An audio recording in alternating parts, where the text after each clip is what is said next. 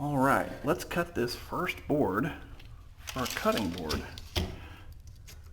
Want to be there, and there, and move that up right about there, and here we go.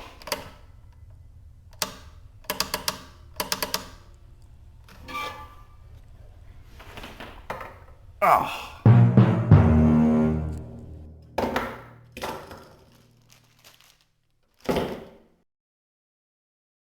Hey everybody, welcome back to the Woodshop. My name is Rick. Today what we're going to do is we're going to cut in an electrical outlet for our miter station. We're going to cut one in because on this wall of the garage there aren't any electrical outlets. But the other side of that wall is my office. And in my office used to be a second laundry room for the house. When we bought it, we decided we didn't need a second laundry room. We're just using the one that's actually in the house. And we made this room over here, we made that into my office. So the 20 amp circuit that's in there that was feeding the washing machine is not required. So what we're going to do is we're going to take the wiring, the circuitry from that outlet, bring it around to this side of the wall, put in a 2-gang old work box, and put in a couple of outlets so that we can have power out here to run the miter saw as well as use the battery chargers, maybe any other power tools that we have to plug in out here. One thing to be aware of though, if you are not comfortable with, if you are not experienced with running your own wiring, doing your own electric work, unless you're comfortable doing that, don't. Hire a professional. Get someone to come in who knows what they're doing and knows what will meet appropriate code requirements, because if you screw something up, you could do some serious damage to yourself or your property. So if you're not comfortable with doing electrical work, do not do it on your own. I've done a lot of electrical work in the past. That's my chosen career path.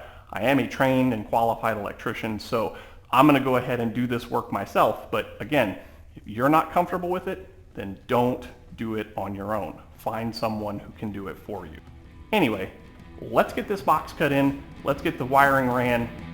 Let's see if we can get some power to our saw.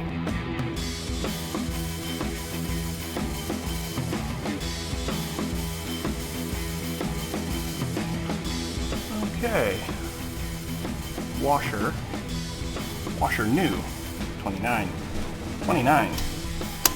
off. Always turn the power off.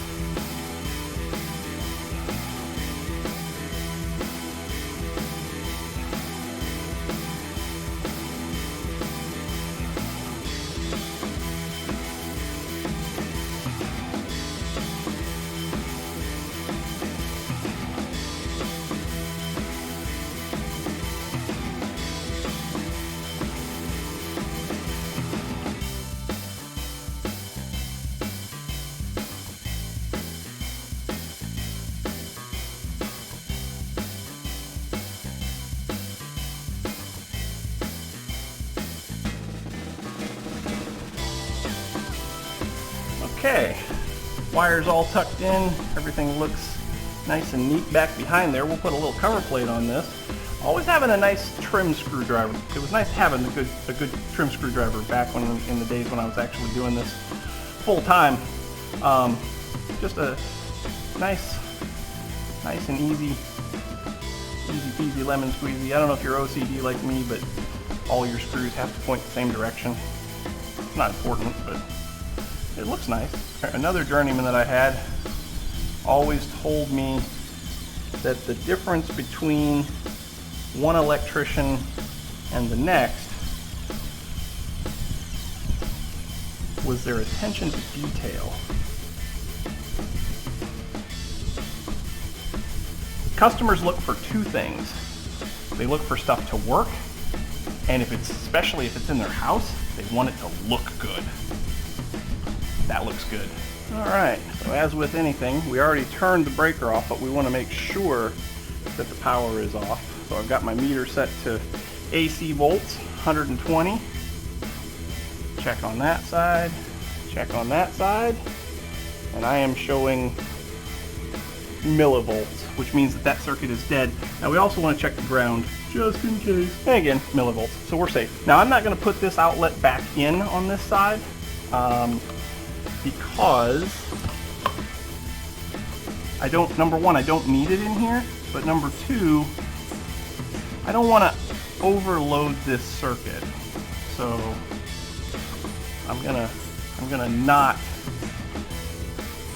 opt to not have this circuit active in my office.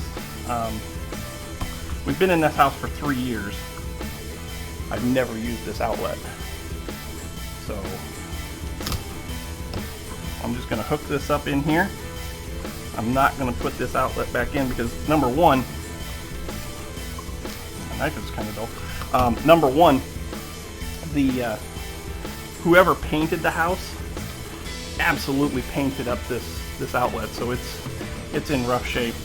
I don't want to mess with that anymore. I don't want to put a new outlet in there because why?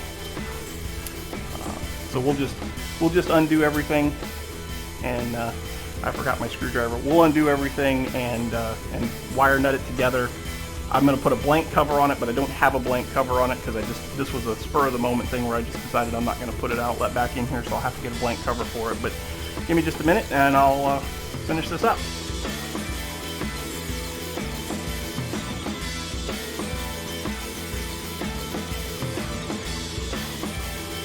Okay, moment of truth. We turned the breaker on, nothing exploded. That's a good thing. What we need to do now is we need to make sure that power has been applied. So there to there, 123 volts. So now if we take our saw, plug it in, like so, it works. All right, folks, that's it. Fancy new outlet for our fancy new miter station.